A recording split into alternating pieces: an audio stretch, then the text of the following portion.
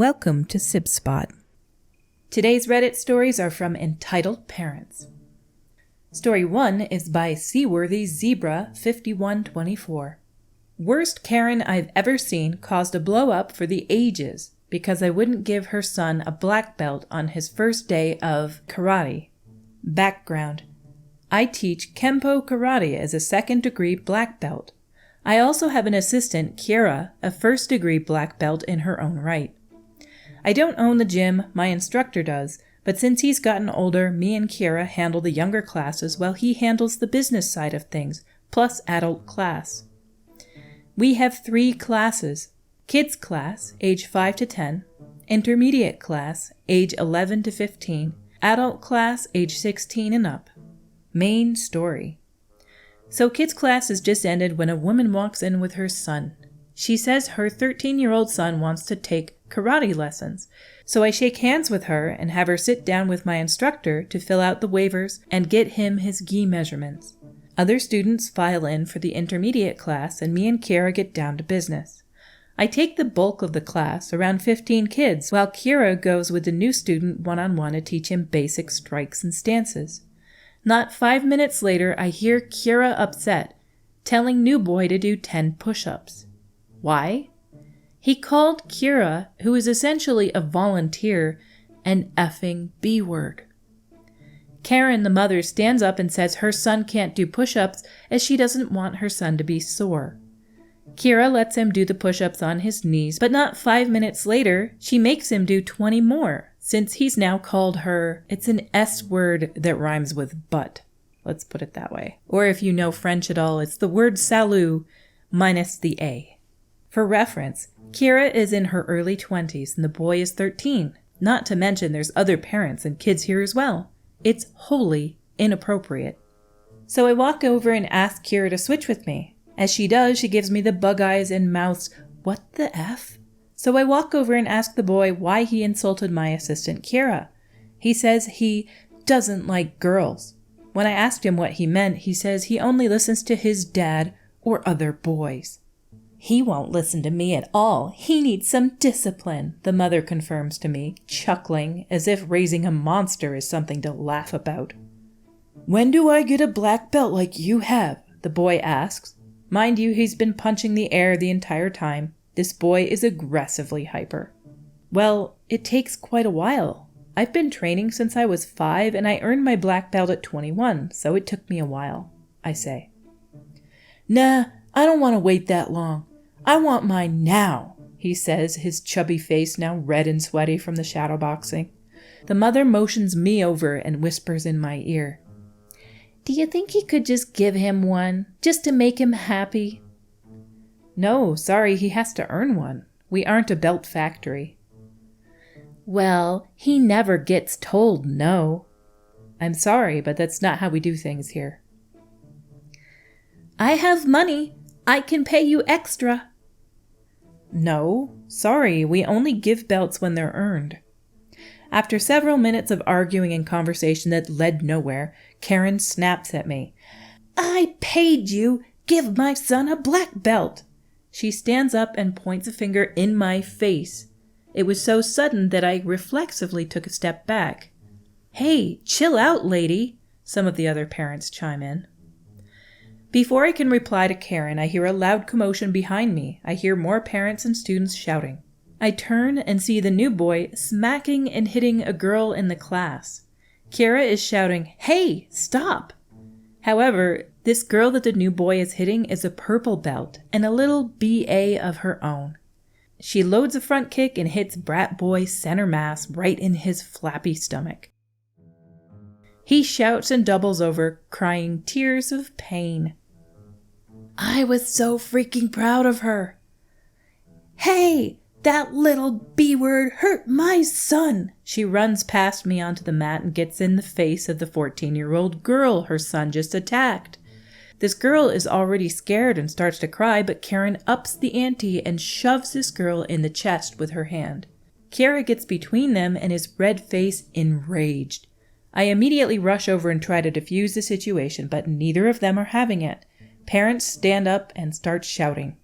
"Keep your hands off my daughter," the girl's father, who was with the other parents, yells at Karen. He starts approaching aggressively, but backs off when he realizes me and Kira, both black belts, are by her. Now, you should know something about Kira. She's under 5 foot, less than 110 pounds soaking wet, but she can still kick my butt up and down the mat on any given day. She's fast, accurate, and insanely flexible. She can control her body and perform techniques that I just simply can't. So Kira and Karen get into a shouting match with each other. I tell Karen to leave with your kid and don't come back. Don't you ever lay a hand on any of my students. Do you understand? I raised my voice and was genuinely very angry. "F you! My son needs a black belt and you won't give him one," she screams at me. "Your son is crazy. He attacked our students," Kira interjects, but this set Karen off, as she reaches and tries to slap Kira in the face. Ha ha ha! Big mistake.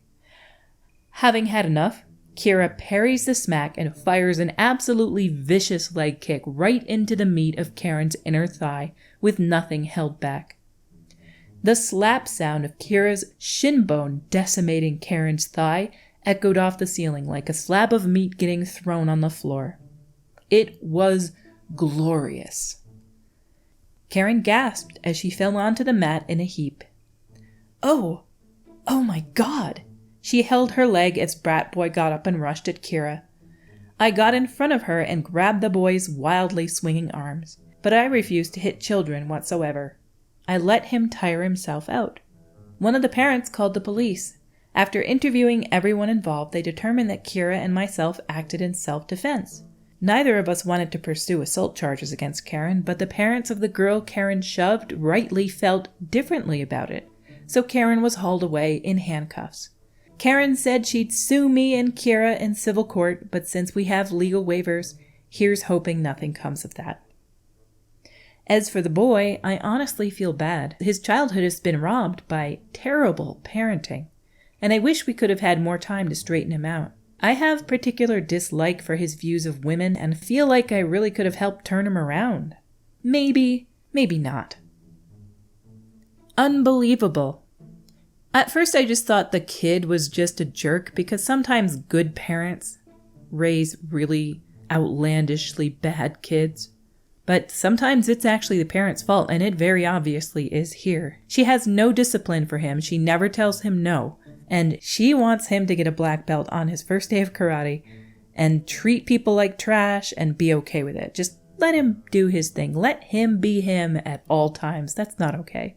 Completely undisciplined. And karate would have actually been a really great thing for him if he actually listened to the instructor instead of just being an absolute child and jerk.